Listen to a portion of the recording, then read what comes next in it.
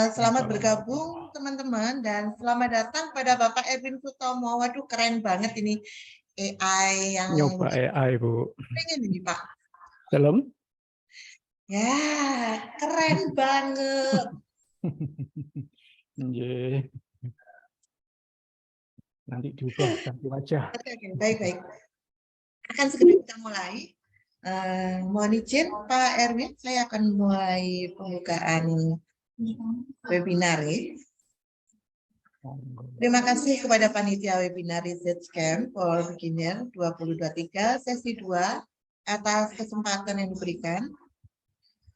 Hadirin peserta webinar sekalian, sebelum kita memulai acara webinar pagi ini, perkenalkan saya Dr. Jusika yang akan memandu acara ini hingga 2 jam ke depan.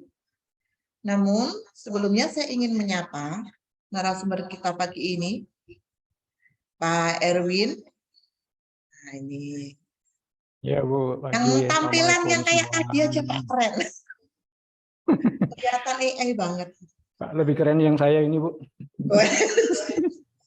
Ya. Oke, baik juga kepada Bapak Ibu dosen yang sudah bergabung dan peserta yang sudah bergabung dengan kita pagi ini. Yang saya hormati Bapak narasumber kita, Bapak Erwin Sutomo, Sarjana Komputer Master of Engineering, Certified IT Service Manager, sekaligus Kepala Departemen IT Universitas Dinamika. Yang saya hormati Ketua Pelaksana Webinar dan teman-teman panitia, dan juga Bapak Ibu dosen yang telah hadir di webinar Research Camp for Beginner 2023 sesi 2 dengan tema Creating Impactful Research Using ChatGPT. Saya akan membacakan rundown acara pagi hari ini. Yang pertama pembukaan, kemudian yang kedua menyanyikan lagu Indonesia Raya, kemudian kita foto bersama dulu, kemudian pemaparan materi dari Bapak Erwin Sutomo, kemudian kita diskusi, dan yang terakhir doa dan penutup. Agar webinar berjalan dengan lancar dan berkah, mari kita bersama-sama mengucapkan Bismillahirrahmanirrahim. Semoga yang kita lakukan hari ini lancar dan berkah. Amin. Selanjutnya dengan sikap sempurna, mari kita menyanyikan lagu Indonesia Raya. Saya persilahkan kepada panitia.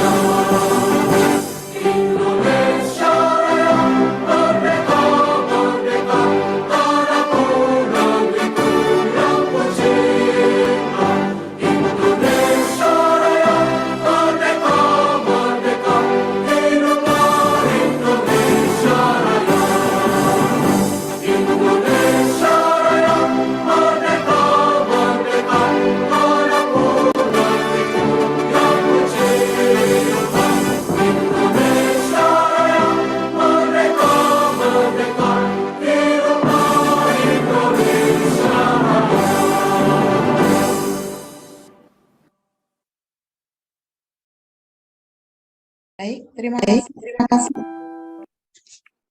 Untuk sesi berikutnya, Silakan teman-teman on cam, kita akan foto bersama. Kita tidak tahu ada di layar nomor berapa, jadi tetap kita berikan senyum termanis kita pagi ini. Mbak Nanda silakan bisa on cam. Mbak Anggita, silakan.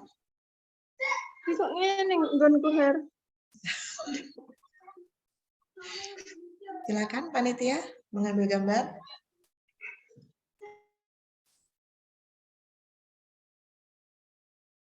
Satu, dua, layar satu, 1, 2, 3, layar 2, 1, 2, 3, layar 3, 1, 2, 3, layar 4.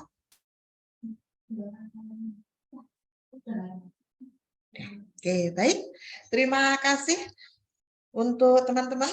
Saya sudah nggak sabar lagi untuk mendengarkan pemaparan. Waduh,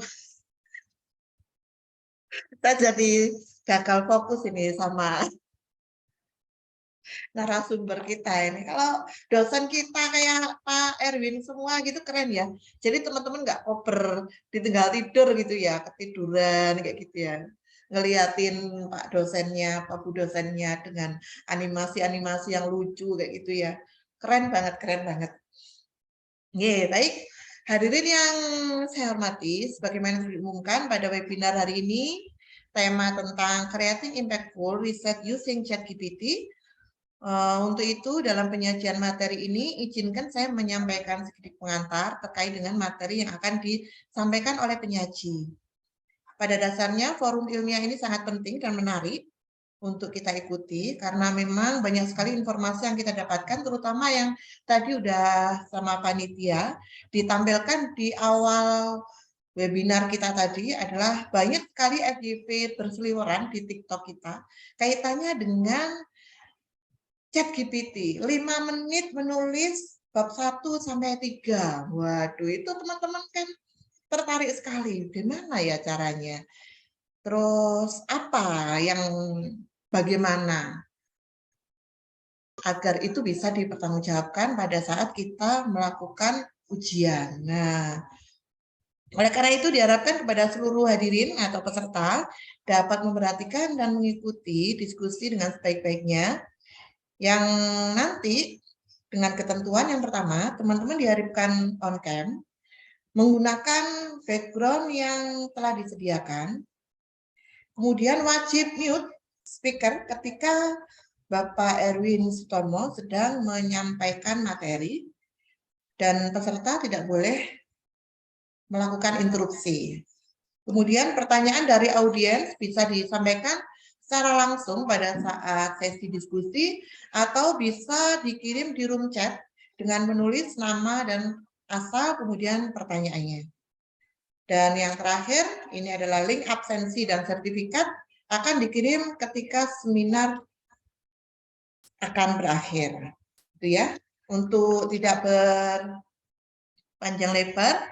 Selanjutnya saya persilakan kepada yang terhormat Bapak Erwin Sutomo, Sarjana Komputer Magister of Engineering, Certified IT Service Manager untuk menyampaikan materi. Monggo Pak Erwin, waktu 60 menit atau lebih boleh? Iya, Bu. Sepertinya menarik sekali ya ini Iya. Pak. Bismillahirrahmanirrahim. Iya, Ya, monggo. selamat pagi teman-teman. Assalamualaikum warahmatullahi wabarakatuh. Waalaikumsalam warahmatullahi wabarakatuh. Alhamdulillah, suara saya kedengaran ya. Ya, kayaknya materi saya nggak berguna, Bu Kusno. Karena tadi dari TikTok sudah banyak, dan itu yang sekarang lagi hype, lagi banyak digunakan teman-teman. Jadi sudah belajar di TikTok selesai. Iya, tapi kita tetap butuh ini ya, tetap Jadi, butuh diskusi Pak, kaitannya ya, dengan apa? penggunaan itu. Boleh. Saya nanti akan share beberapa hal terkait dengan, semoga nggak dianggap terlalu serius ya. Teman-teman boleh lah nanti bisa melihat hal itu dari berbagai sisi gitu ya. Bahkan pada saat saya dialog dengan TVRI mungkin 2 minggu yang lalu ya, ada rekaman di kampus, ada pertanyaan yang menarik gitu dari salah satu audiens. Lebih jahat mana sih antara manusia dengan AI gitu? Ya, saya jawab konteksnya kapan? Kalau untuk untuk sekarang atau untuk nanti gitu ya. Kalau untuk sekarang mungkin masih manusia ya, sedikit gitu ya. Tapi next kayaknya AI akan lebih jahat gitu ya. Nah, tanda-tandanya udah kelihatan dari sekarang lah. Teman-teman bisa cek itu di HP gitu ya. Atau sekarang kita semua di Zoom gitu. Ini wajah saya sedikit glowing gitu ya. Karena saya di Zoom sudah aktifkan untuk menghaluskan muka saya gitu ya. Mungkin kumis saya aja yang kelihatan agak keras ini. Tapi pipi dan kepala dahi saya halus ini, glowing. Nah, itu contoh penerapan AI yang sudah kelihatan sekarang. Di HP teman-teman mungkin ada aplikasi maupun kameranya jahat kan. Ya kan, kamera yang dulu mungkin 3 mega, 8 mega, sekarang 32 mega di depan gitu ya, bahkan di belakang sudah ada yang 108 mega. Ya, itu sudah sangat powerful, teman-teman. Nah, cuman kan sekarang masalahnya adalah kita sebagai mahasiswa maupun juga saya dan Bu Kusnul dan juga rekan-rekan dosen yang lain mau menggunakan AI ini untuk apa? Mau pakai kan kayak pisau gitu ya. Ada sisi tumpul gitu ya, juga ada sisi tajam. Nah, kita mau pakai yang mana? Salah satu atau dua-duanya. Nah, dua-duanya membahayakan ya, meskipun tumpul juga bisa berbahaya kan.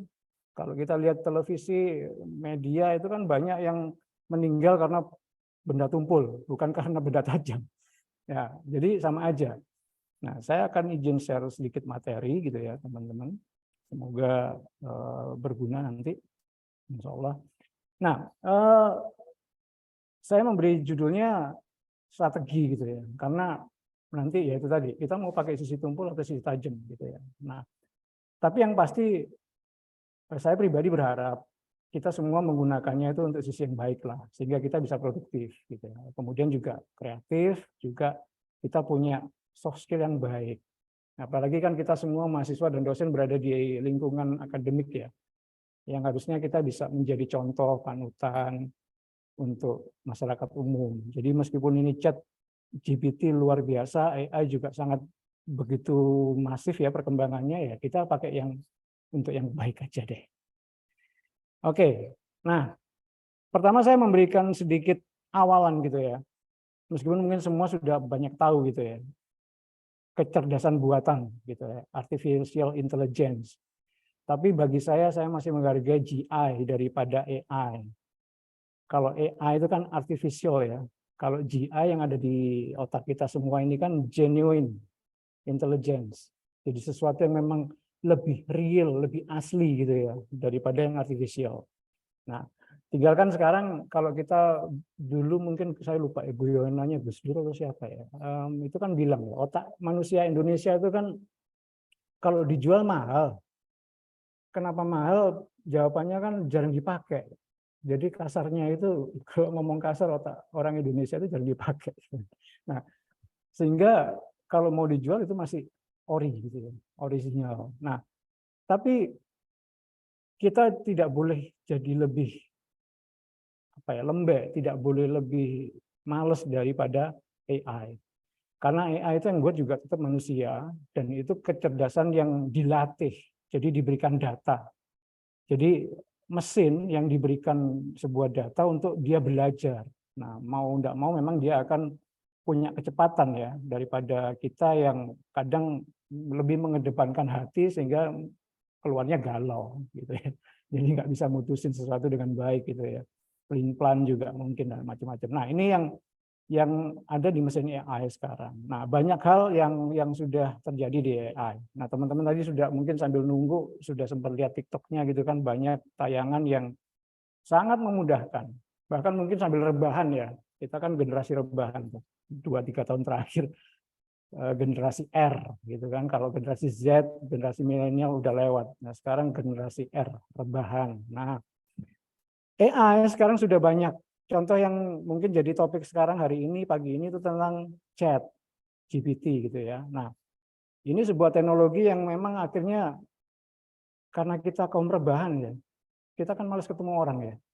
Apalagi kemarin pandemi, nggak boleh kemana-mana, kemudian kalaupun ketemu jaga jarak gitu ya. Meskipun hari ini kita sudah endemi, kita sudah bisa ketemu siapapun. Nah, tapi tetap kayaknya HP itu lebih disayang deh gitu ya. nggak tahu mungkin sudah berkeluarga, bapak ibu dosen gitu ya, pasangannya mungkin lebih seneng ngelus-ngelus permukaan HP gitu ya daripada ngelus-ngelus pipi kita gitu ya, seneng mencetin HP daripada mencetin hidung kita gitu kan. Nah itu terjadi. Kenapa? Nggak tahu. HP jadi semakin lebih disayang gitu ya daripada manusia gitu ya. Nah tapi kita nggak boleh seperti itu. Tetap itu mesin gitu ya. Nah ini ada semacam bukan semacam ya, ini definisi aja sih, cara kerjanya seperti apa. Nah, jadi kalau kita melihat ChatGPT atau AI secara keseluruhan, dia sebenarnya mesin yang punya model, dan itu bisa dilatih, artinya bisa dipelajari oleh mesin. Kita bisa memasukkan data. Nah, data inilah yang akan diolah mereka menjadi informasi, bahkan insight. Nah, dengan cepat sekali, hitungannya detik. Kalau kita kan dikasih, contoh mahasiswa ya, dari dosen, tolong pelajari ini artikel, cuma satu artikel. Itu bisa mungkin bikin resumenya seminggu, bisa jadi lebih, bahkan bisa, Bu, Pak, nyerah, saya nggak ngerti bahasa Inggris lagi ini, artikelnya apa gitu. Nah, kemudian Bapak Ibu yang dosen, seperti saya sekarang belajar gitu ya, saya harus baca sekitar hampir 100 lebih, 200 lebih bahkan artikel yang saya harus baca. Pusing, dan 200 itu pun apa semua, saya kadang juga nggak ngerti. Kalau saya hari ini disuruh nginget artikel yang nomor 59 gitu ya, lupa saya. Tapi dengan mesin, mereka punya database yang cukup gede dan mereka bisa merelasikan itu dengan baik, dengan beragam data. Ya. Nah, tapi kalau teman-teman lihat slide saya di pojok kiri bawah tuh, itu ada tanda segitiga kuning gitu ya. Jangan terlalu percaya dengan ChatGPT, bahkan mungkin juga BART. Jadi nanti saya sedikit demo dengan membandingkan ya antara ChatGPT dengan Google BART. Jadi BART ini kalau secara data dia lebih real time dibandingkan dengan ChatGPT. Kalau ChatGPT kan teman-teman tahu itu sudah sampai maksimal 2021 ya. Tapi kalau Google Bard itu online real time sampai hari ini. Sampai saya ngomong detik ini pun dia bisa nyari gitu ya. Nanti coba kita lihat. Nah, yang penting dari ChatGPT adalah teman-teman jangan terlalu percaya dengan apa yang dihasilkan. Itu harus dikomparasi, bahkan harus dibaca dengan lebih baik lagi. Betulkah apa yang disampaikan? Gitu ya. Mungkin secara garis besarnya secara umum dia benar, tapi apakah secara konteks meaningnya, maksudnya sesuai yang kita butuhkan, itu yang nanti perlu diperhatikan oleh teman-teman. Nah, tadi malam Bu Kusnus maaf ini nggak ada di materi yang sebelumnya saya kirim, karena kalau dilihat jamnya itu tadi malam jam 22 lebih 24. Saya baru crawling di HP saya nemu ini. Teman-teman coba lihat gambar yang paling kiri ya. Sebelah kiri ya. Sebelah sana, kiri. Itu ada iklan di Belgia kalau nggak salah. Itu ada bangunan yang sedang dibangun gitu, belum selesai. Tapi biasanya kan kalau di luar negeri kalau sedang membangun itu ditutup gitu. Jadi supaya tidak debunya nggak kemana-mana, kotornya nggak kemana-mana. Penutup gedung ini pada saat dibangun itu tulisannya seperti itu. Terbaca ya, yang teman-teman yang lain ya. Hey ChatGPT, finish this building. Bercandaannya begitu. Tolong selesaikan gedung ini dong. Gampangannya kan seperti itu. Minta ke ChatGPT gitu ya. Bercandaannya gitu.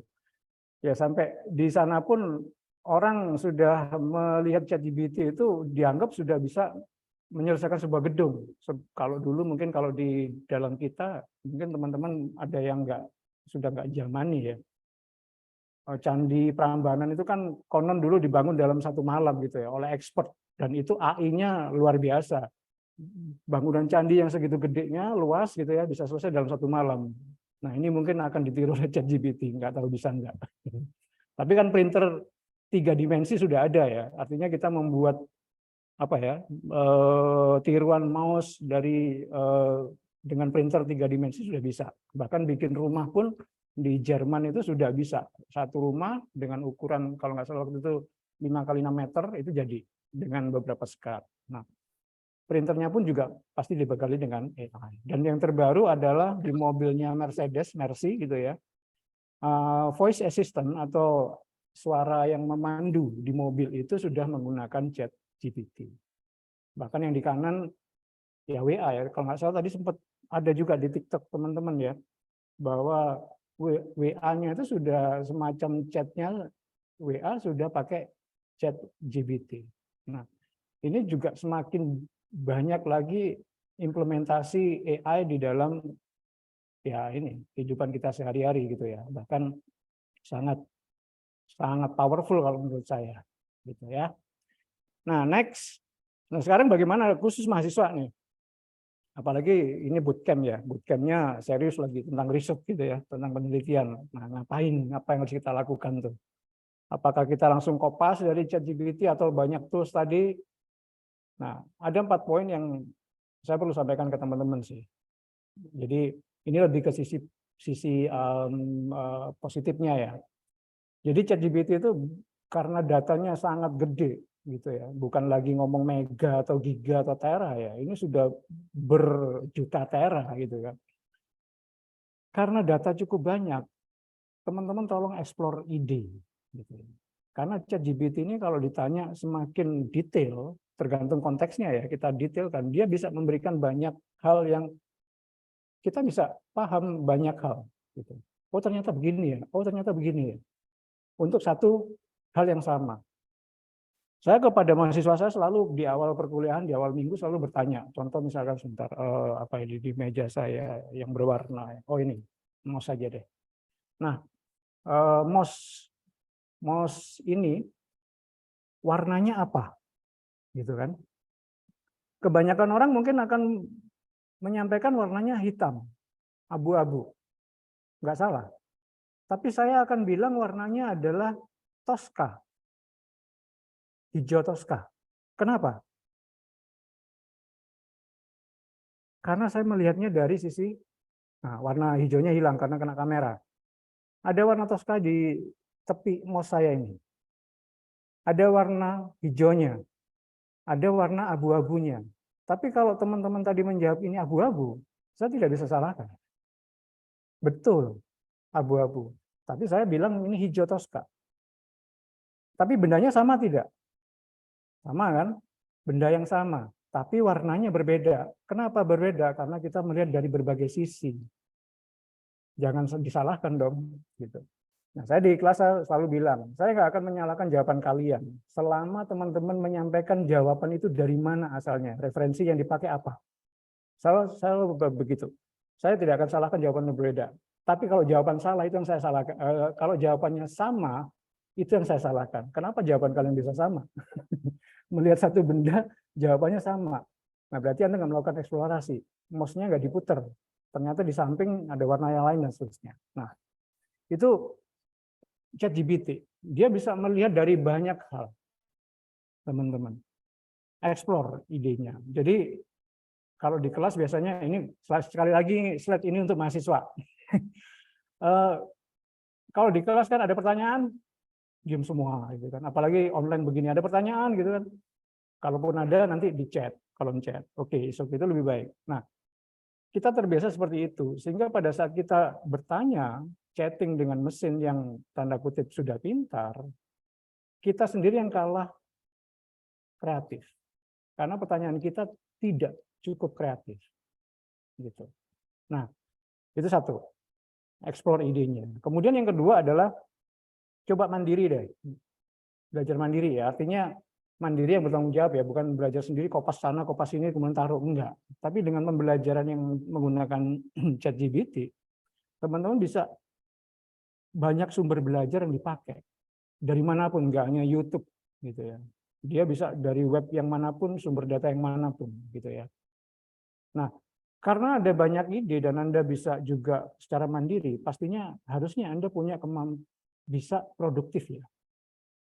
Mengerjakan tugas lebih cepat gitu kan, punya alternatif jawaban yang lebih dari satu, bahkan mungkin lebih dari 3 gitu ya. Itu jadi produktif. Karena banyak hal yang Anda bisa eksplor dengan tools itu. Bukan cuma menggugurkan kewajiban karena tugas dosen ya. Enggak, jangan. Tapi eksplor. Sehingga Anda punya, kalau case dari Bu Kusnul begini, saya tak coba lihat dari sisi ini kah. Nah, Anda present ke dosen, ke Bu Kusnul. Kalau teman-teman yang lain mungkin ada beberapa yang sama, Anda bisa berbeda. It's okay kalau saya. Gitu.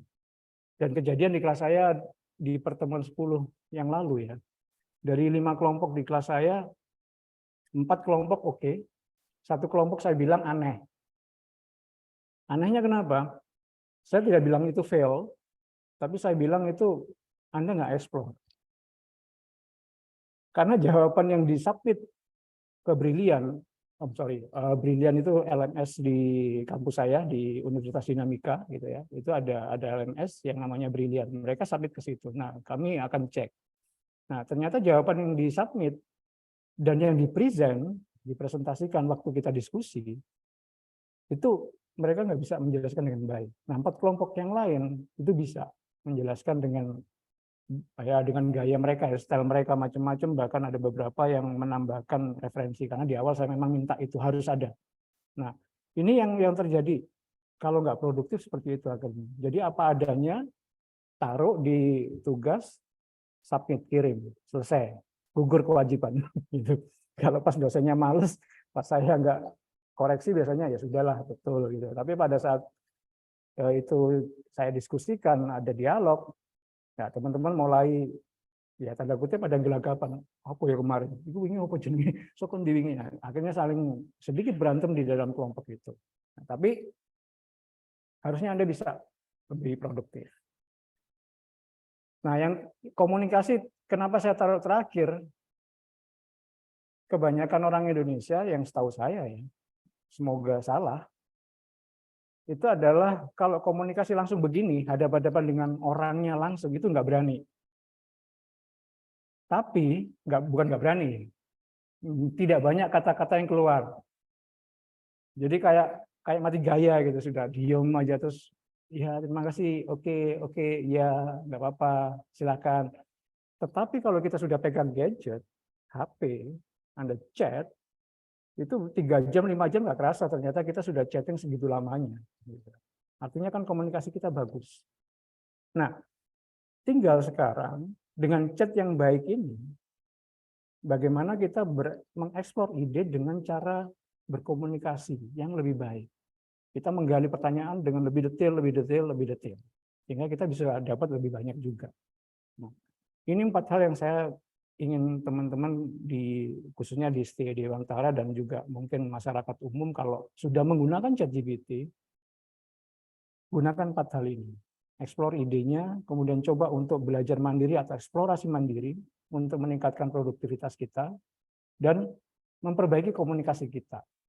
Insya Allah jadi lebih lancar deh, dan kita insya Allah jadi lebih cerdas. Minimal kelihatan lebih cerdas, meskipun belum cerdas barangkali, tapi kelihatan lebih cerdas. Ya, oke, next.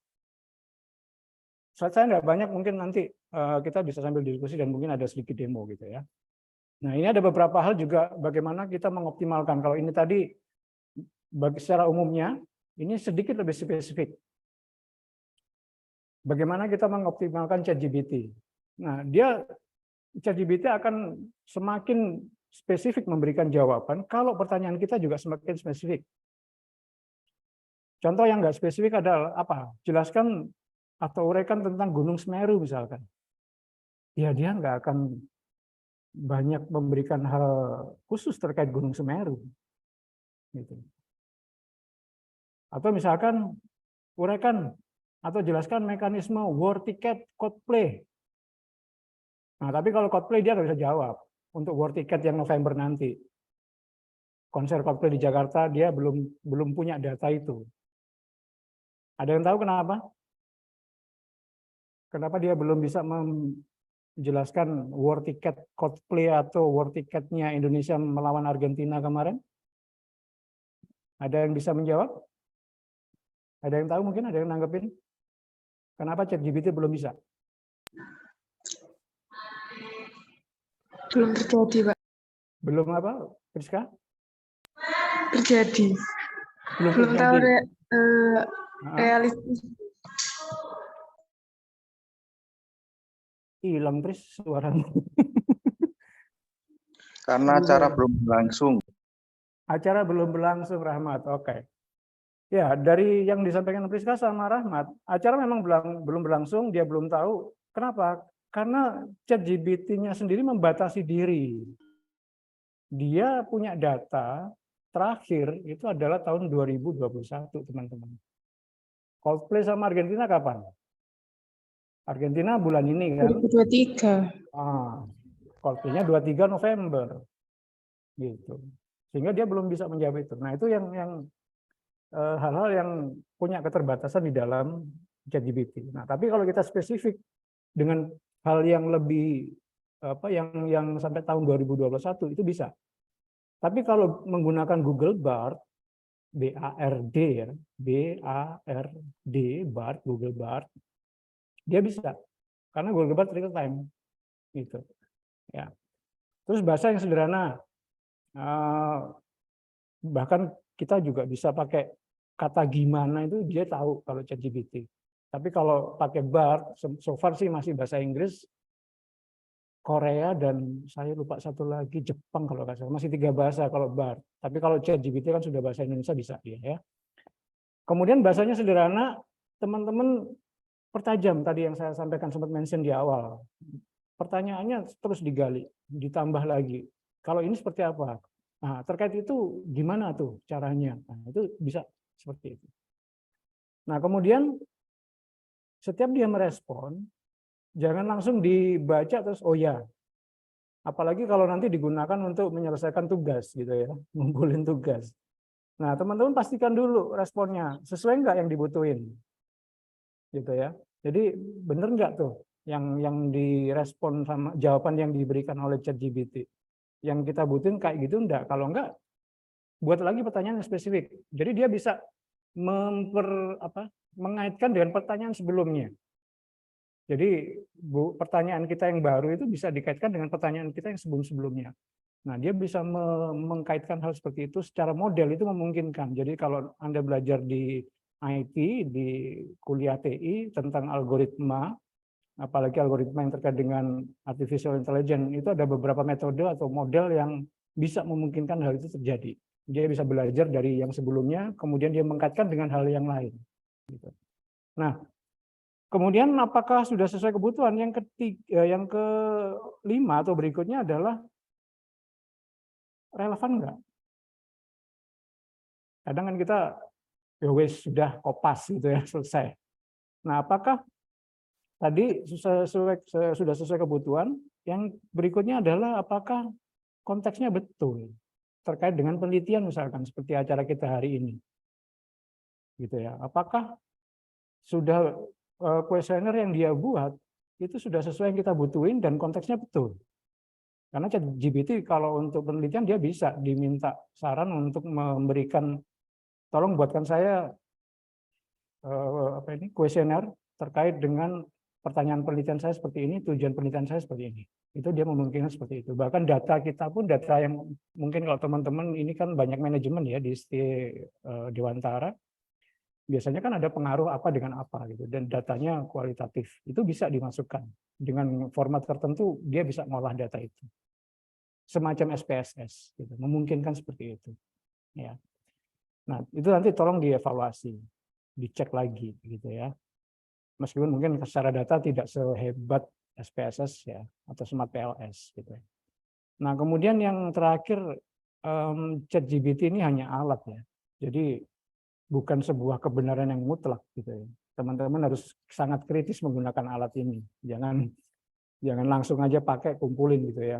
Kalau hanya untuk fun sih foto-fotoan seneng-senengan oke lah pakai kamera itu. Tapi untuk hal yang lebih spesifik untuk apalagi kita belajar di lingkungan perguruan tinggi, pertimbangan 2 kali 3 kali untuk menggunakan apa yang diberikan oleh ChatGPT atau aplikasi AI yang lain.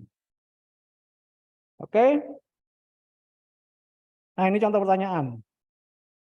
Mungkin pernah nyoba. Saya memberikan underline garis di beberapa kata saya berikan kata garis bawah itu untuk menunjukkan poin-poin atau kata-kata keyword ya, keyword yang memang perlu. Jadi misalkan kesulitan, saya kesulitan. Tentang apa? Teori yang saya beri blok kuning itu Anda bisa ganti dengan teori apa yang Anda nggak ngerti atau konsep apa yang Anda nggak ngerti. tolong berikan ringkasan. Ringkasan yang gimana? Yang jelas dan sederhana. Karena nanti kalau Anda ketikkan ringkasan tentang teori tersebut, kemudian akan berbeda hasilnya kalau Anda tuliskan ringkasan yang jelas dan sederhana tentang teori tersebut. Jadi kalau tidak menggunakan kata jelas dan sederhana, hasilnya beda. Anda bisa coba nanti. Ya. Tentang teori tersebut beserta contoh. Kadang kan kita kalau nggak dikasih contoh itu kan nggak percaya, gitu kan. Orang kita kalau diskusi, mosok ngono. Enggak. Tapi kalau iki lho kayak ngene. Oh, ono ya, baru percaya. Tapi kalau itu belum ada, kita biasanya akan jadi berantem untuk membuat salah satu pihak percaya. Nah, kemudian ada contoh lain, ini agak serius sih. Nih, ini interaksi terkait penelitian. Ini saya nyoba sih, tapi tidak benar-benar saya lakukan penelitiannya. Jadi nanti Bu Kusnul dan mahasiswa kalau mau melakukan penelitian itu silakan. Pengaruh pola tidur terhadap kinerja kognitif. Saya tuh kepikiran yang tadi itu loh, generasi R, rebahan. Apakah dengan lebih banyak kita rebahan, kognitif kita jadi lebih baik? Secara sederhana dengan banyak rebahan, apakah kita jadi lebih pintar? Bukan rebahannya yang dilihat ya, tapi rebahan itu sambil ngapain? Kita kan rebahan sambil pegang HP gitu ya, meskipun juga kita belanja ke e-commerce, Topet, GoTo, macam-macam gitu ya, Shopee dan lain-lain. Tapi apakah ada pengaruhnya? Nah itu saya nyoba ke dia sih, nanya. Dan dia ngomongnya yang bawah itu. Saya telah mengumpulkan data tidur dan hasil tes kognitif dari sejumlah partisipan ya, atau yang responden gitu ya. Bagaimana saya dapat mengolah ini? Dia ngomongnya seperti itu. Itu buat saya jawabannya sudah cukup bagus. Ya. Jadi ada beberapa pendekatan yang dapat Anda lakukan. Salah satu metode umumnya adalah analisis statistik, uji korelasi, bla bla bla dan seterusnya. Nah, ini kalau didetailkan lagi bagaimana dia bisa analisis uji korelasinya seperti apa gitu ya. Uji regresinya seperti apa. Nah, variabelnya kita bisa ngomong variabel ini dan seterusnya dan seterusnya, dan datanya pun data hasil survei ke responden kita juga bisa berikan. Ya, jadi kita bisa memberikan ke mereka itu ke sistem, ke ChatGPT datanya sekaligus gitu, nggak cuma kalimat. Ada format tertentu yang dia bisa ditanyakan ke ChatGPT untuk masukin data survei ke dia seperti apa, dia akan jelasin. Ini contoh 2 pertanyaan yang sangat bisa teman-teman lakukan untuk menggunakan ChatGPT terkait dengan penelitian. Nah, ini beberapa hal yang bisa dia lakukan gitu ya teman-teman. Rancang kuesioner tadi sempat saya sampaikan di awal. Kemudian dia juga bisa menyusun ini ya, metode penelitian, prosedur eksperimen. Itu dia bisa. Gitu. Jadi sangat memungkinkan dia tergantung pertanyaan kita ya tapi dia bisa menjelaskan membuat prosedurnya, tapi kita jelasin dulu tujuan penelitiannya ngapain, variabel yang diamati apa aja. Nah, dia bisa ngasih tahu itu. Kemudian artikel, biasanya kan sulit tuh mahasiswa maupun dosen mempelajari artikel dengan cepat gitu ya. Scanning, baca artikel dengan cepat, kemudian bikin resume-nya, summarize-nya, itu agak sulit. Dia bisa. Cuman kalau pakai ChatGPT dia baru bisa sampai 20 artikel yang publish sampai tahun 2021 ya. Kalau pakai tadi BART punya Google, dia bisa sampai artikel yang terbaru gitu ya. Kemudian jenis data. Kalau jenis data yang kita gunakan dalam penelitian kita sampaikan ke ChatGPT, dia bisa ngomong. Teknik analisisnya yang bisa dipakai apa, seperti apa, itu bisa. Ya. Kemudian menjelaskan hasil yang kita peroleh gitu ya, dapat membantu kita memahami. Biasanya kan kalau hitung-hitungan statistik ada yang bingung ya, bacanya gimana gitu, itu bisa. Dan dia bisa melihat dari sudut yang berbeda, dan bisa dicoba sih. Ya, teman-teman bisa nyoba sendiri di ChatGPT.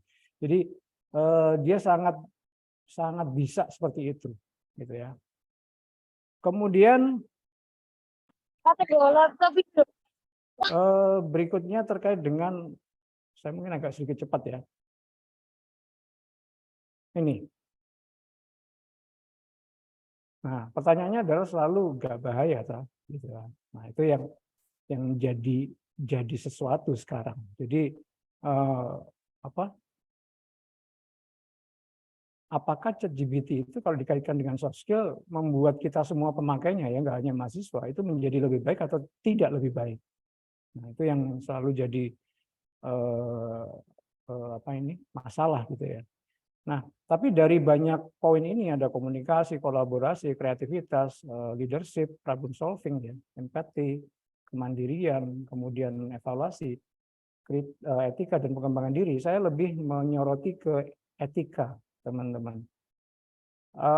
Dengan tools yang bagus, yang cerdas seperti ini, ujungnya nanti adalah kita mau pakai itu untuk apa. Nah, itu tergantung dengan etika kita, gitu ya. Dengan nilai-nilai baik yang kita pegang. Nah, artinya adalah jangan gunakan ChatGPT itu untuk hal-hal yang tidak baik. Secara simpelnya seperti itu. Contoh tadi di TikTok, kalau teman-teman perhatikan pada saat membuat acara ini, hasil dari ChatGPT itu kalau dicek plagiarismenya, tingkat kesamaannya itu kan rendah. Ya kan? Nah, kenapa? Karena memang dia bisa melakukan parafrase dengan cukup baik ya dari berbagai sumber, sehingga hasilnya seakan-akan baru. Gitu. Nah, tapi maksud saya adalah kita jangan bilang itu karya kita. Jujur aja bilang itu hasil eksplorasi kita menggunakan ChatGPT. It's okay. Kalau saya ada mahasiswa saya bilang, ini saya kerjakan dengan menggunakan ChatGPT, Pak. Saya melakukan eksplorasi di sana, kemudian saya bisa menghasilkan jawaban seperti ini. Itu saya lebih hargai daripada Anda ngomong ini karya saya. Gitu kan. Tapi ketika diskusi, teman-teman nggak keluar apa yang dimaksud dengan poin-poin yang ditanyakan. Nah, itu kalau saya lebih di situ ya. Kemudian juga di ChatGPT itu ada beberapa bias ya. Artinya banyak hal yang masih perlu teman-teman pastikan lagi gitu ya, bahwa hal itu apakah betul sesuai dengan yang tadi kita butuhkan dan memang sesuai dengan konteksnya gitu ya. Dan kadang beberapa kali kalau Anda sudah nyoba beberapa kali ya, kalau baru-baru nyoba aja sih mungkin belum terasa ya, tapi kadang kalau kita sudah mencoba beberapa kali, ada beberapa jawaban itu yang ada bias gender, kayak ras gitu ya. Jadi dia akan selalu spesifik menyudutkan gender tertentu gitu. Nah, itu yang nanti coba teman-teman hati-hati di situ. Terus kemudian dampak sosial. Ini mungkin sedikit agak melebar dari topik ya. Tahun depan itu kan tahun politik ya. Sudah mulai banyak pilkada, bahkan pilpres. Saya yang khawatir nanti ChatGPT ini dimanfaatkan untuk membuat konten yang istilahnya mungkin hoax ya. Artinya konten yang tidak relevan gitu. Khawatir saya gitu. Karena kalau kita belajar dari dulu ya, pengalaman pilpres di Obama saya lupa, itu Amerika ya, tahun berapa saya lupa Obama waktu itu, tren penggunaan AI untuk menyerang lawan politik waktu itu sudah dipakai. Campaign negatif ya, kalau di kita kan sebelumnya itu masuk area-area medsos ya. Nah, itu yang mengkhawatirkan nanti seperti itu. Nah, nanti tolong teman-teman juga hati-hati terkait itu, karena itu akan berdampak sosial. Ya, dampaknya gede, apalagi kalau nanti itu dalam penelitian. Ya. Nah, karena penelitian itu adalah tanda kutip, saya menyebutnya sih sebagai sebuah kehormatan akademik dari setiap kita, baik mahasiswa maupun dosen. Gitu. Jangan sampai itu menjadi sesuatu yang membuat kita jadi jelek gara-gara kita salah menggunakan ChatGPT. Artinya secara etis kita tidak cukup bijak menggunakannya. Ya. Nah, itu dari sisi etika. Nah, kemudian apa yang harus kita lakukan dan apa yang tidak harus kita lakukan. Nah, ini yang perlu teman-teman pahami semua, baik begitu juga saya sebagai pendidik gitu ya, dosen, bahwa balik lagi yang kita harus lakukan adalah sekali lagi ChatGPT itu adalah alat bantu. Jadi hanya untuk membantu kita supaya jadi lebih baik aja sih. Kemudian lakukan evaluasi, verifikasi ya maksudnya juga. Kemudian berpikir yang kritis, jadi dicek lagi di jawaban itu yang disampaikan seperti apa sih. Dan kalau saya secara pribadi, ChatGPT itu sebuah tools untuk menghasilkan sebuah ide, sebuah inspirasi. Bukan sebuah jawaban yang saya akan gunakan untuk menjawab sesuatu. Tapi itu terserah Anda, gitu ya. Boleh dipakai untuk apapun. Nah, kemudian yang down-nya, yang jangan dilakukan itu ya, tadi sudah sempat saya mention di awal bahwa ya jangan sepenuhnya percaya pada ChatGPT. Dia hanya alat bantu. Kemudian jangan menyalin atau melakukan plagiarisme. Kemudian interaksi sosial, interaksi kita secara real dengan manusia itu yang lebih penting, tetap lebih penting. Dan pembelajaran aktif, artinya diskusi dengan sesama peer, sesama mahasiswa gitu ya. Kemudian juga dengan dosen itu tetap jauh lebih penting daripada kita hanya dengan ChatGPT. Terakhir, di setiap kampus, di setiap tempat selalu ada etika akademik. Ya. Nah, itu tolong perhatikan masing-masing. Jangan dilanggar. Apapun kepintaran kita, kehebatan otak kita, kecanggihan teknologi apapun, ujung-ujungnya kita akan tetap dilihat dari attitude atau etika kita. Kita tetap sebagai manusia yang baik atau enggak. Itu akan ketahuannya nanti di situ. Ya. Terakhir, jangan selalu bikin masalah ya. Udah banyak masalah di permukaan bumi ini. Jadi selalu berikan solusi gitu ya. Dan kalau memang memungkinkan, bermanfaatlah bagi sebanyak mungkin orang lain. Ya, kalau Anda belum bisa bermanfaat bagi orang lain, bermanfaatlah yang baik buat diri Anda sendiri gitu ya. Nah, kalau Anda lihat itu ada slide kuning di sebelah kiri itu slide, itu saya punya banner gede di ruangan saya, di tim saya. Jadi begitu masuk ruangan itu ada banner yang kuning itu, PPT itu nama bagian saya. Bring solution of problem. Jadi biasanya orang IT itu kan tanda kutip sedikit inklusif gitu ya. Artinya dia terlalu fokus ke dirinya sendiri. Kalau itu bikin programnya sudah bagus buat dirinya tapi belum tentu bagus buat orang lain. Nah, itu sama dengan kita. Menurut kita baik, belum tentu baik buat orang lain. Itu terima kasih untuk materi, selebihnya nanti diskusi, mungkin nanti juga saya akan tunjukkan beberapa perbandingan antara ChatGPT dan BART. Sementara saya kembalikan dulu ke Bu Kusnul. Iya, baik. Terima kasih, keren sekali Pak. 1 jam nggak terasa ya kita dengerin apa ini pengetahuan baru tentang ChatGPT ini. Meskipun ternyata ada sisi-sisi negatif ya yang kaitannya dengan ChatGPT nanti. Tapi memang betul yang disampaikan Pak Erwin tadi bahwa sekarang kita ini lebih suka ngelus-ngelus HP kita. Gitu ya. Nah, curcol dikit, Bu. Nah, betul-betul. Kesimpulannya dari ini adalah creating impactful research using ChatGPT. Yang pertama adalah kita tidak mungkin ya menghindari teknologi. Jadi bagaimana kita bisa berdamai dengan teknologi karena pesatnya perkembangan ChatGPT ini. Terus bagaimana cara kita menyikapinya, gitu ya Pak Erwin ya. Jadi tidak semua ditanyain ke ChatGPT tanpa kita memahami permasalahan yang sebenarnya, gitu ya. Jadi sebenarnya saya tadi mau tanya sama teman-teman ini, sebenarnya ChatGPT itu kepanjangannya dari apa gitu ya. Selama ini kan kerennya itu kan pakai GPT gitu ya.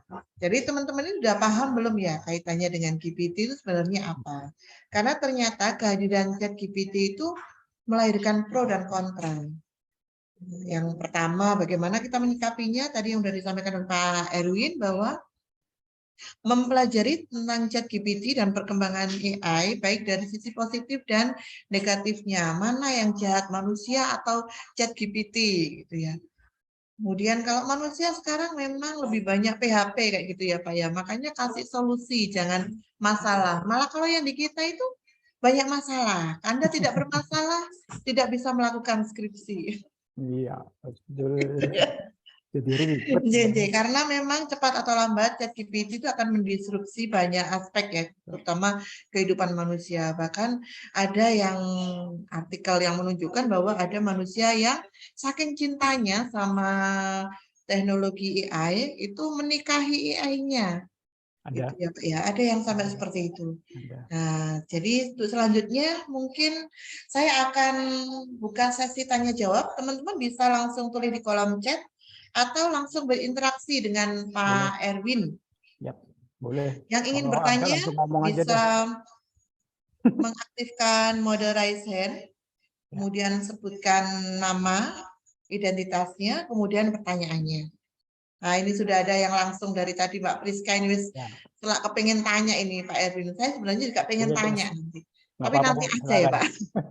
Monggo. Ya monggo silakan Mbak Priska Rizka diaktifkan dulu, silakan. kamera dan disebutkan namanya silakan. Ya, terima kasih untuk kesempatannya. Pris, Saya Pris, Priska sorry, Pris. Inintias, Tak potong, Pris. Ini, saya aku dari pengen lihat. STI Kediri Dewantara Jombang. Ya, Nah, Priska. ya, Halo. G, Pris, kameramu bisa agak turunin bentar, Pris. Saya lihat plafon deh, Pris. Pris kameranya ya tampakkan muka Pris. saya lagi bekerja ini, lagi bekerja. Oh, agak dikit aja. Saya suka ngerjain mahasiswa soalnya Bu, di kelas online gitu. Ya, Oke, silakan. oke.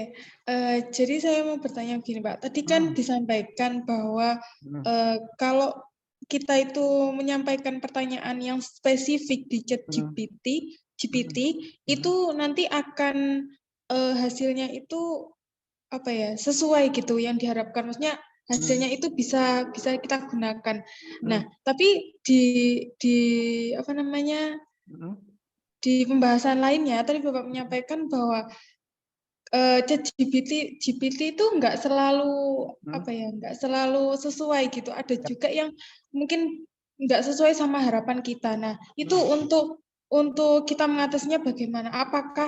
Apakah kita bisa tetap menggunakan ChatGPT untuk referensi dari skripsi yang akan kita buat, ataukah lebih baik kita menggunakan yang Bapak sampaikan tadi, Google apa brand? Ya itu. Apakah kita menggunakan yang itu gitu, yang lebih relevan untuk kita gunakan? Maksud saya itu bukan kita jiplak seutuhnya dari AI tersebut, tapi kita gunakan sebagai referensi. Apakah itu disebut sebagai plagiat, Pak? Ya, saya langsung jawab dulu ya. Nanti sambil menyusul. Ya, Pak. Terkait dengan hal itu, saya selalu menyampaikan kalau untuk hal yang sifatnya akademik ya ke mahasiswa. Anda eksplorasinya pakai ChatGPT is oke, nggak masalah. Tapi referensinya tetap dari artikel. Tetap. Karena nanti kalau di daftar pustaka kita ngasih referensi ChatGPT gitu jadi aneh. Tetap adalah sumber aslinya di artikel ya. Nah, di di ChatGPT dia tidak selalu bisa menyampaikan tentang sumber referensi yang dia gunakan.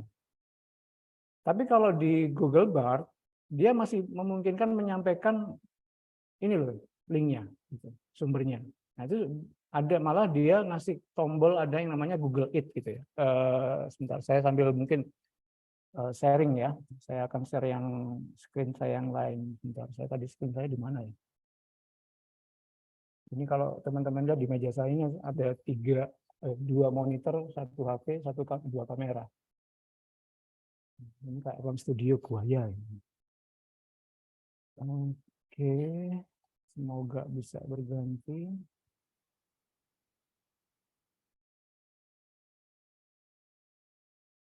Screen dulu.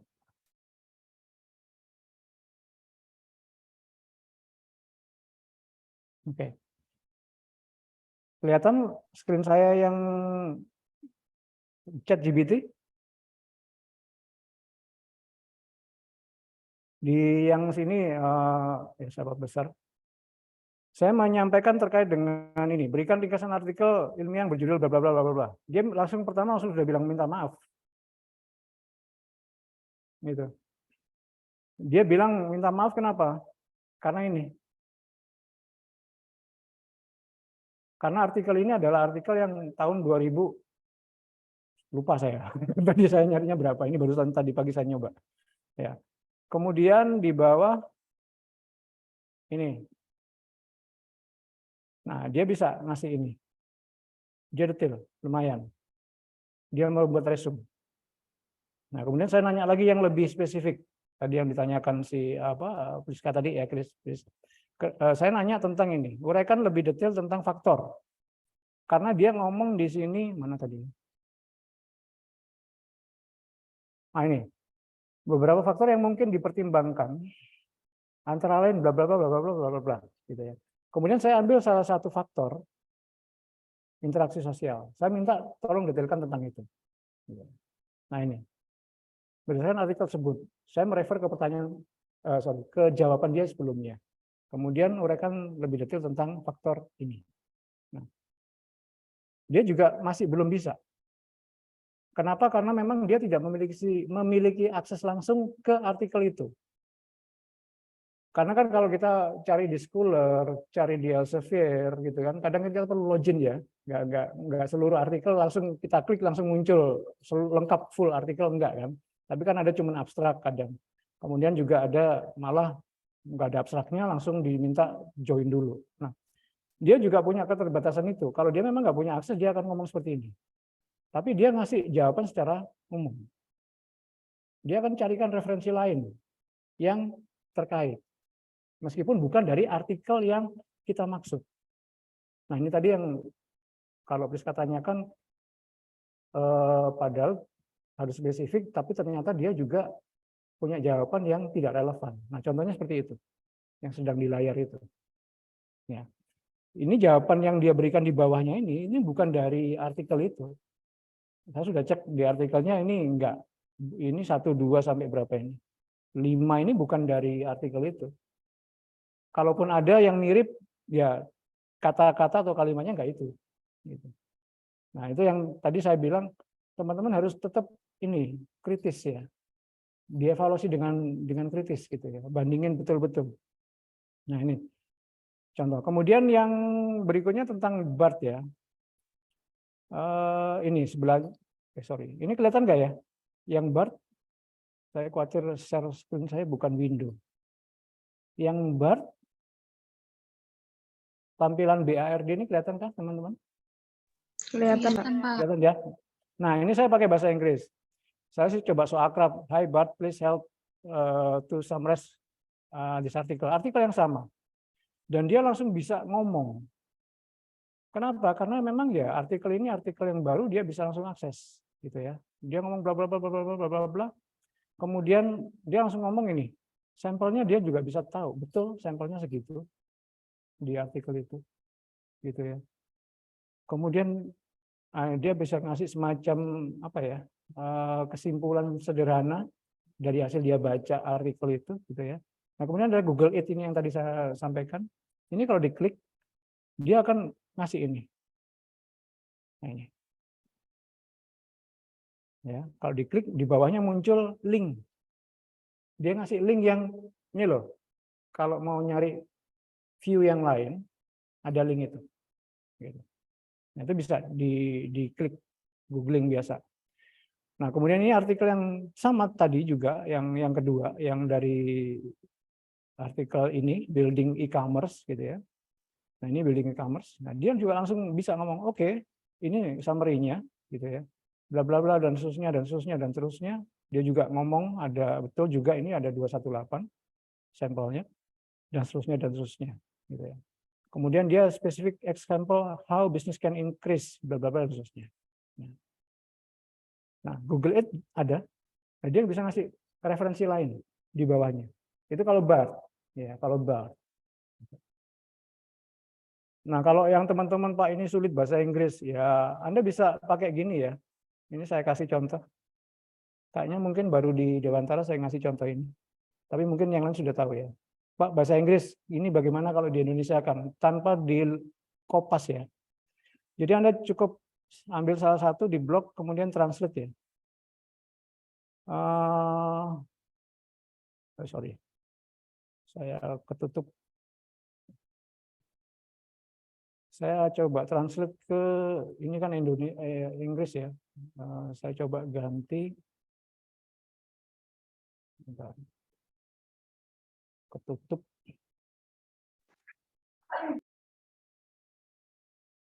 Oh sorry.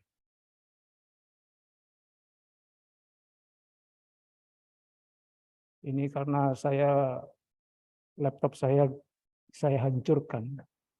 Jadi beberapa catatan saya hilang. Nah ini, Anda bisa lakukan itu sehingga nanti jawaban Bart-nya tetap bahasa Indonesia. Gitu. Anda bisa langsung di halaman itu, hai Bart tolong bantu dasurnya. Tentu, ini dasurnya. Jadi Anda bisa juga memahaminya dalam bahasa Indonesia. Tanpa harus kopas itu ke Google Translate. Jadi caranya tadi cuma di blok aja sembarang teksnya, kemudian klik kanan, di situ ada Translate, gitu ya. Nanti tinggal Anda, translate, kemudian nanti tinggal dicari bahasa yang mana, jadi choose another language, pilih Indonesia, udah full page, dia akan terjemahkan. Dan terjemahannya itu sudah berbeda kalau Anda bandingkan dengan Google Translate. Terjemahan di halaman ini jauh lebih manusiawi kalimatnya, dibanding kalau itu kita copy, kita paste di Google Translate. Ya ini. Semoga menjawab, Rizka. Oke, baik. Terima kasih, Mbak Priska. Ya. Sudah. Terus gini, Bu. Kan tadi yang saya tanyakan yang kedua itu kan, kalau misalnya, jadi berdasarkan penjelasan dari Bapaknya tadi kan, menurut saya itu yang lebih relevan yang Google Bar kan. Nah, kalau semisal kita mengerjakan skripsinya itu kayak mengambil beberapa kata atau menggunakan referensi dari Google Bar itu terus kita kembangkan kayak gitu, apakah itu disebut plagiat atau tidak? Enggak. Oh tidak. Berarti diperbolehkan ya Pak ya? Saya boleh, tapi ada beberapa kampus, bahkan ada teman yang juga sedang sekolah di Australia. Di Australia itu kampus-kampus terbagi dua. Jadi ada kampus-kampus yang melarang dengan tegas penggunaan ChatGPT, tapi ada juga kampus-kampus yang melegalkan, mengizinkan mahasiswa mengeksplorasi tugas maupun penelitian dari ChatGPT. Nah, kampus-kampus yang mengizinkan itu yang disampaikan oleh teman-teman saya di sana adalah dia tidak dalam ini ya pustaka ya, dia tidak menyebutkan itu langsung dari ChatGPT, tapi memang dia akan olah. Nah, tetap sumber aslinya dia tetap menyebutkan itu dari artikel. Artikel mana yang memang relevan dengan apa yang disampaikan oleh ChatGPT. Memang ChatGPT tidak selalu bisa menyampaikan link artikelnya. Jadi contoh misalkan ini masih keser ya, oh masih. Saya misalkan ini dari sini. Apa ya? Tanya apa ini? Ini sorry, tujuan penelitian.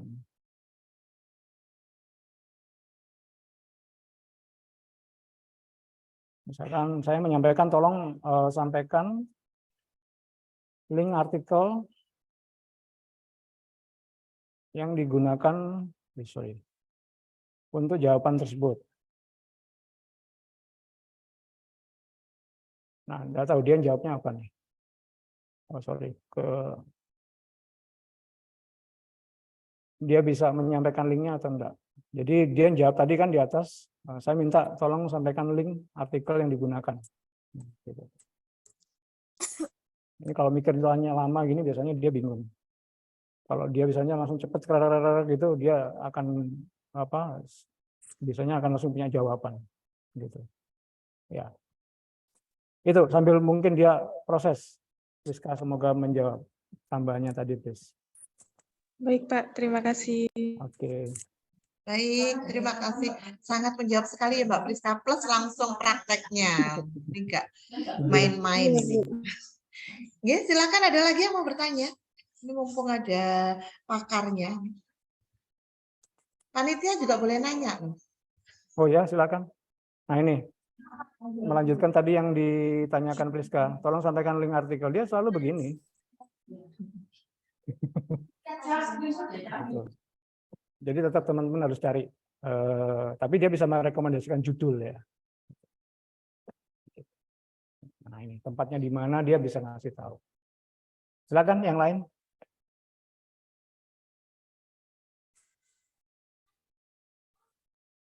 Kalau ada yang Kalau saya penasaran tadi Pak Erwin gimana Iya, cara Bu. bisa merubah kita tadi loh yang pakai kartun gitu loh, itu penasaran bisa dipraktekkan Pak Erwin. Kartun mana, Bu?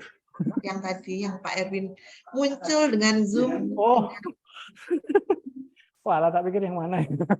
Ya, saya pengen Oke. dipraktekkan yang itu Pak Erwin. Saya coba searching ya. Share screen, entire screen mana ya, window.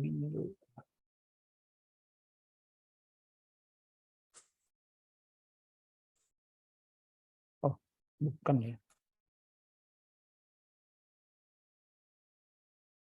Ini Zoom.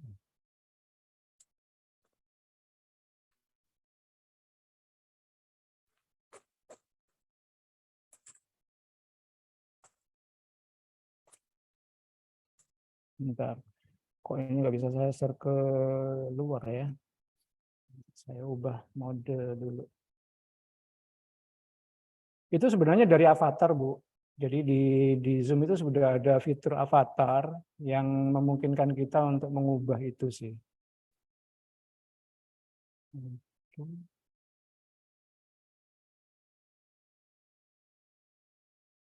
Oh, nggak kelihatan Zoom-nya. Ya, saya kok nggak bisa nge-share layar Zoom saya ya. Jadi kalau terkait dengan Bu Kusnul tadi, saya mungkin sambil jawabnya dengan apa lisan gitu ya, tanpa demo.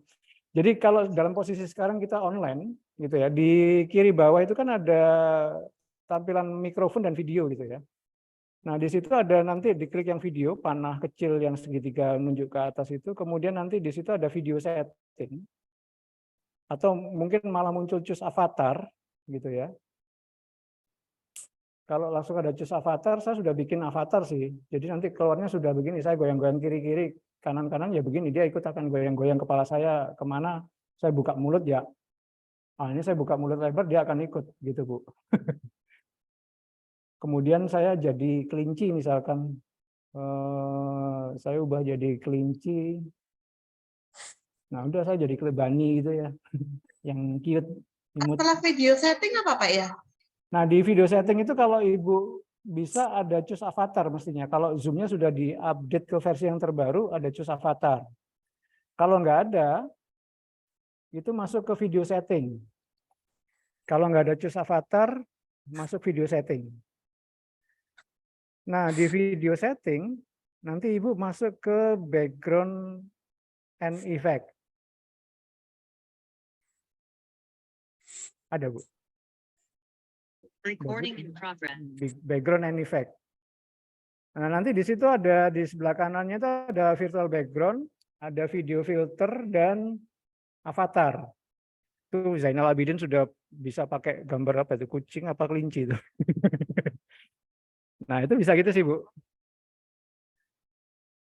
Ada banyak. Kalau avatar sih harus bikin dulu ya. Jadi harus di custom kalau yang seperti yang saya gunakan ini yang sekarang ada ini harus di custom, milih dulu rambutnya, kemudian milih dulu apa baju, kemudian kacamata, alis segala macam itu milih semua di custom. Nah, itu nanti untuk ke metaverse sih, yang biasanya main game-game terkait dengan metaverse biasanya sudah akrab dengan ini avatar. Jadi bisa gitu. Bisa jadi avatarnya memang lebih ganteng dari aslinya sih. Jadi saya ulangi, di menu video itu di kiri bawah itu bisa masuk video setting. Kemudian nanti dari menu yang muncul masuk background effect. Nah, di background effect itu ada filter background, video filter, avatar, macam-macam dah, bisa mau yang apa dipakai gitu, Bu.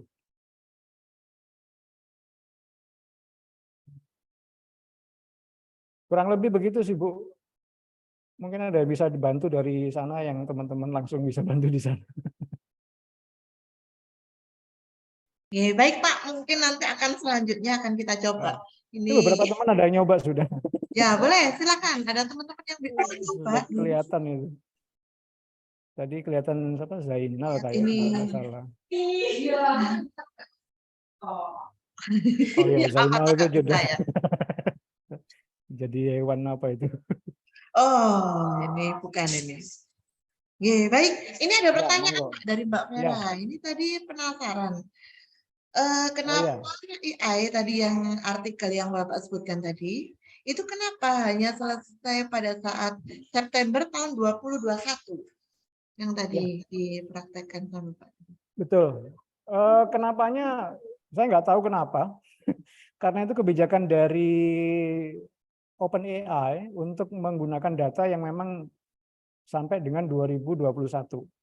Tapi kalau secara teknis ya memang data yang ada di internet itu kan sangat bahkan mungkin sudah miliaran saat ini teman-teman. Nah itu kalau digunakan di dalam sebuah sistem itu memang lumayan berat. Artinya butuh mesin yang punya kapasitas sangat tinggi gitu ya. Dan itu sangat boros resource di data center. Jadi di data center itu ada komputer superkomputer gitu ya yang sangat gede ininya resource-nya sehingga dia bisa melakukan pencarian dan dia nggak hanya satu ya tapi banyak mesin yang saling terintegrasi. Nah, itu sangat boros energi. Nah, mungkin itu yang jadi pertimbangan OpenAI untuk tidak menggunakan data secara keseluruhan. Tetapi kalau yang Google dia memang sudah punya data center yang lumayan dalam artian sudah green computing gitu ya. Mungkin dia karena itu dia berani menggunakan data sampai saat ini sehingga datanya sangat real time sesuai dengan yang saat ini. Itu Vera yang bisa saya sampaikan. Jadi memang besarnya data pasti akan jadi pertimbangan gitu. Semoga menjawab.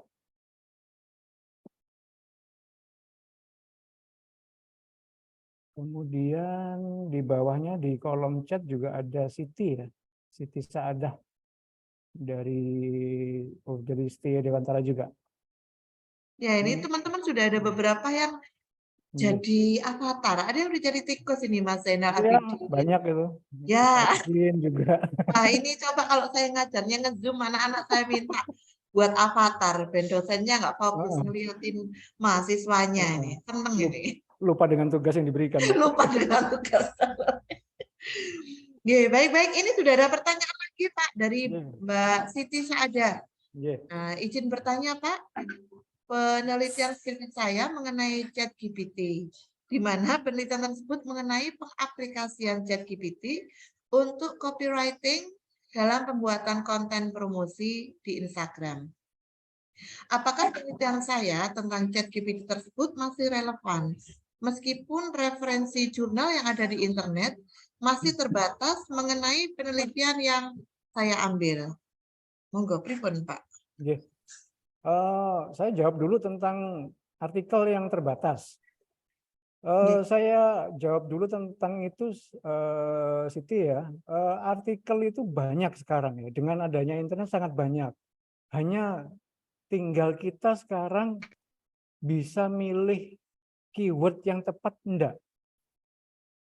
Penelitian saya terkait dengan social commerce, teman-teman. Social commerce, ya itu sub dari e-commerce. Saat ini saya sedang melakukan itu. Nah, artikel itu kalau kita searching ya di googling maupun di artikel jurnal apapun, Scopus maupun yang Sinta maupun di Scholar, itu jumlahnya terbatas. Ya ratusan belum sampai ribuan kalau keywordnya social commerce. Tetapi kalau Siti bisa mengeksplor penelitian tadi terkait dengan copywriting, harusnya ada artikel lain yang relate, ya, yang tidak langsung spesifik terkait dengan ChatGPT-nya. Contoh misalkan di situ kan di teks yang disampaikan Siti mana tadi? Aplikasi ChatGPT untuk copywriting ya. Nah, copywriting-nya untuk konten promosi di IG. Nah, contoh misalkan mungkin saya sambil demo ya. Sorry, lepas. Saya belum share ya. Ini kalau saya terlalu gaya menggunakan banyak layar, kadang fokus saya distract juga, Bu. Jadi ada sedikit bingung layar yang mana yang saya pakai. Nah, ini saya mungkin pakai layar yang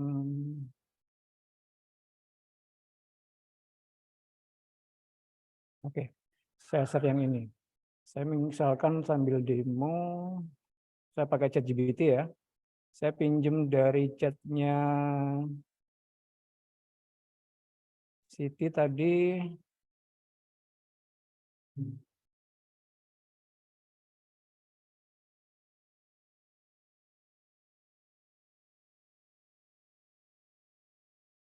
Saya copy.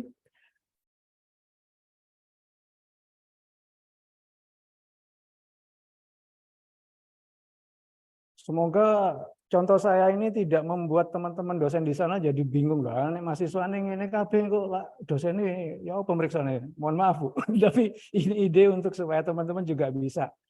Saya sambil ngetik bikin saya ide proposal tugas sih, proposal dengan topik. Saya pinjam punyanya Siti ya. Nah ini misalkan kita coba pakai seperti ini dulu. Nah, dia sudah bisa memberikan langsung di pendahuluannya apa, tujuan penelitiannya apa, kemudian spesifik kalau ada riset question mungkin ya, kemudian tinjauan pustaka yang harus dimasukkan seperti apa, kemudian matpen-nya gitu ya. Nah ini, kemudian jadwal pekerjaan gitu ya, kemudian apa ini namanya manfaatnya gitu ya. Sorry, continue. Dia kadang nyantol juga ringkasan proposal dan seterusnya. Nah ini. Dia bisa semacam itu, memberikan respon untuk bikin proposal gitu ya. Nah, kemudian tadi referensinya. Nah, referensinya kalau memang sedikit terkait dengan topik itu, mungkin saya bisa pakai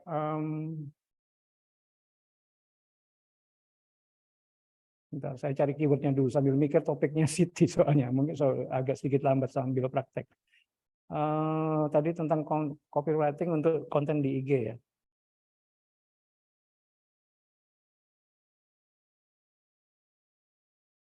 Misalkan implementation AI for copywriting, gitu ya. Sorry, oh ya, copywriting on spesifik tadi IG ya, Instagram misalkan. Kayaknya saya perlu pakai dari Scholar langsung deh. Untuk artikel ilmiah saya sarankan teman-teman untuk awal bisa di Scholar ya, untuk bisa nyari artikelnya. Nah ini misalkan seperti itu, kita cari yang baru aja deh. Ini masih kurang banyak, Siti, ada 238 artikelnya. Itu hanya yang tahun 2022 sampai 2023 ya, ada 238. Tinggal dipilih aja tuh yang mana, yang sesuai konteks ya. Sebentar, saya ngubah, saya lihat gambar saya jadi aneh sendiri, saya tak kembali dulu ke mode manusia. Jadi sebentar saya ganti dulu gambar saya. Ya, saya lihat wajah saya pakai avatar jadi aneh juga. Oke, nah ini seperti ini. Ini kalau kita since 2022 ya, itu 238 artikel Siti. Masih kurang banyakkah? Saya dapat tugas dari supervisor saya itu baca 150 artikel gitu. Itu sudah bikin saya mules dan pusing gitu ya. Kalau dari 2019 itu 568 dengan keyword implementasi AI for copywriting on Instagram. Sangat banyak. Ini. Tinggal kita nanti search yang mana yang dibutuhkan oleh Siti terkait dengan topik itu. Siti bisa kasih respon? Iya Pak, baik. Terima kasih. Oke. Ini 560-an artikel sih. Banyak banget. Maksud ya? saya itu kan yang lebih spesifiknya itu tentang ChatGPT-nya gitu Pak. Iya, ChatGPT-nya. Kalau yang AI memang banyak gitu kan. Cuman kalau yang jurnal untuk pengaplikasian ChatGPT untuk copywriting itu kan 19 kurang banyak.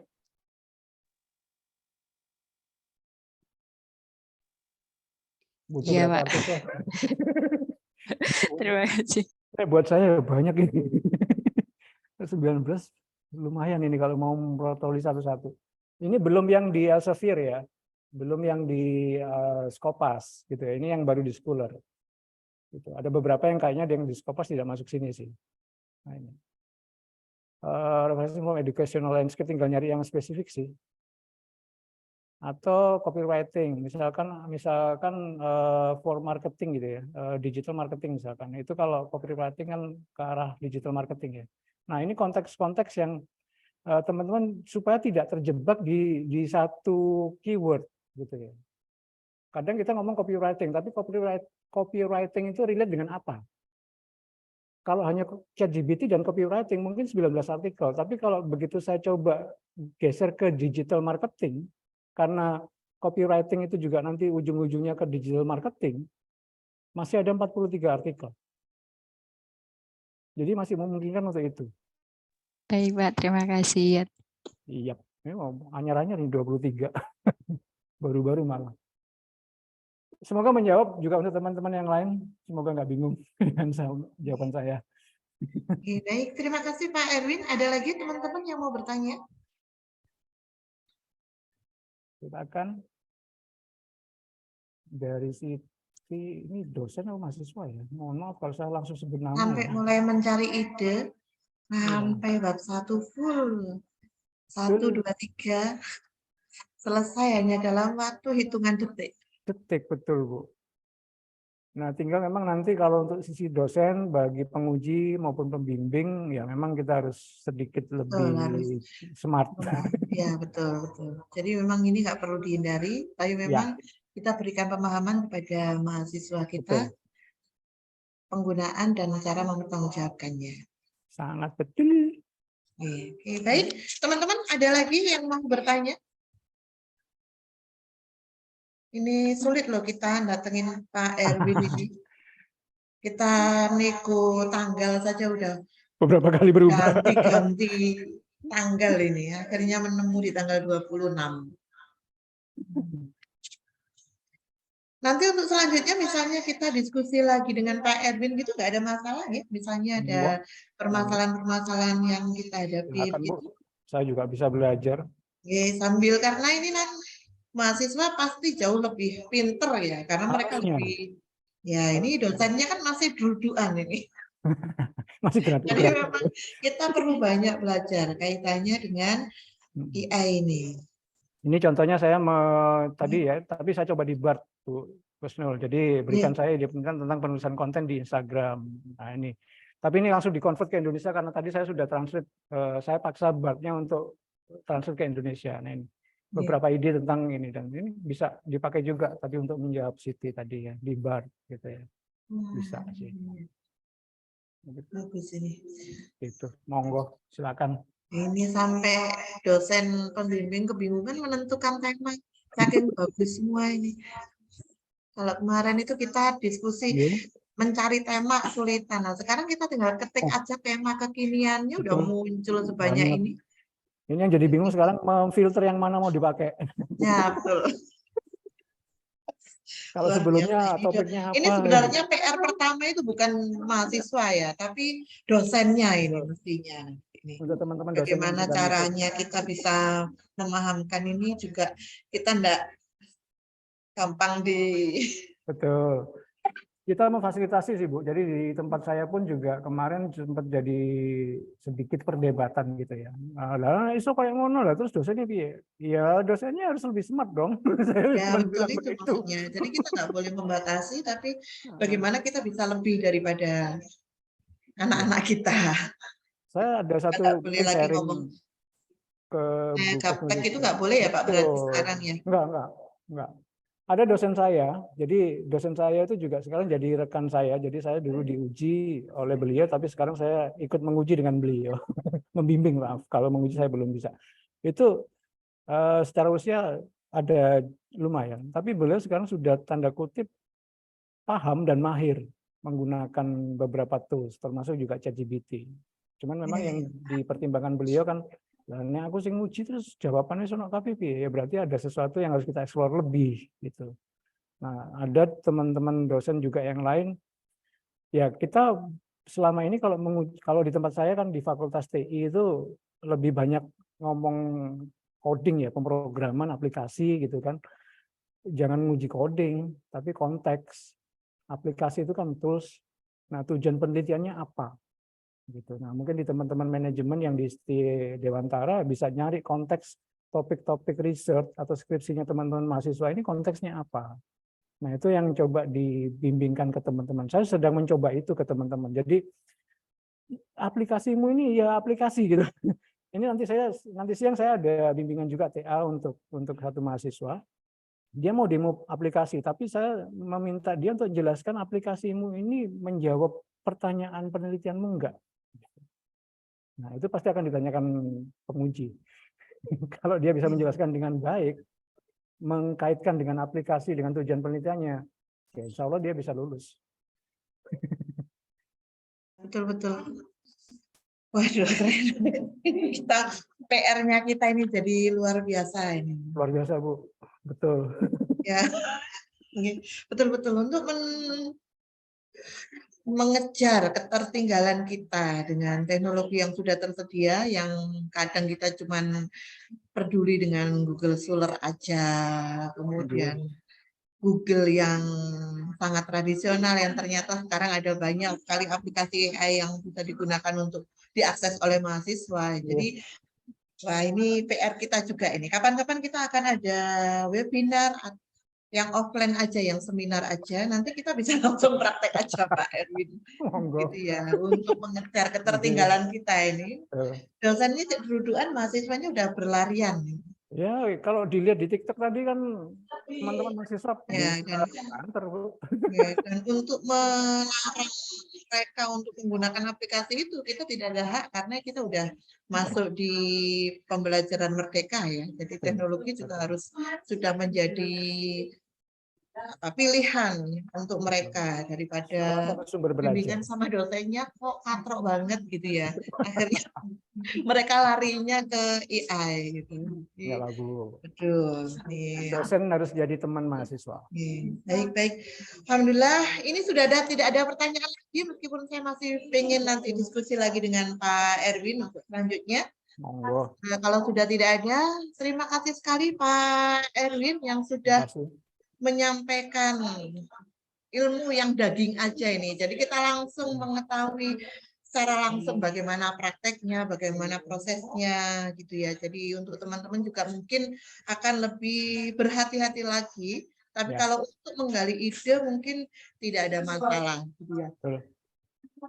Gitu ya. Kemudian untuk selanjutnya saya akan sebentar Pak. Iya, monggo Bu. Santai aja, Bu. Ini saya lagi di ruangan umum, jadi kalau ngobrol ini. Enggak apa-apa, Bu. Ya, baik, untuk hadirin sekalian, terima kasih atas partisipasi juga yang luar biasa Pak Erwin Sutomo yang sudah menyampaikan materi yang langsung kita bisa praktis, dan untuk selanjutnya mungkin kita akan diskusi lagi untuk teman-teman dosen kita agar bagaimana caranya bisa mengarahkan, bisa jadi dosen yang kekinian. Jadi pada saat diskusi dengan mahasiswa itu diskusinya juga menyenangkan. Gitu ya. Terima kasih kepada Pak Erwin Sutomo, Sarjana Komputer, Master of Engineering Certified IT Service Manager, juga seluruh peserta yang telah berpartisipasi dalam kegiatan webinar ini. Akhir kata, saya selaku moderator undur diri, semoga kita dapat bertemu lagi dalam webinar sesi 3 dengan tema yang tak kalah menariknya. Terima kasih. Wassalamualaikum warahmatullahi wabarakatuh. Terima kasih.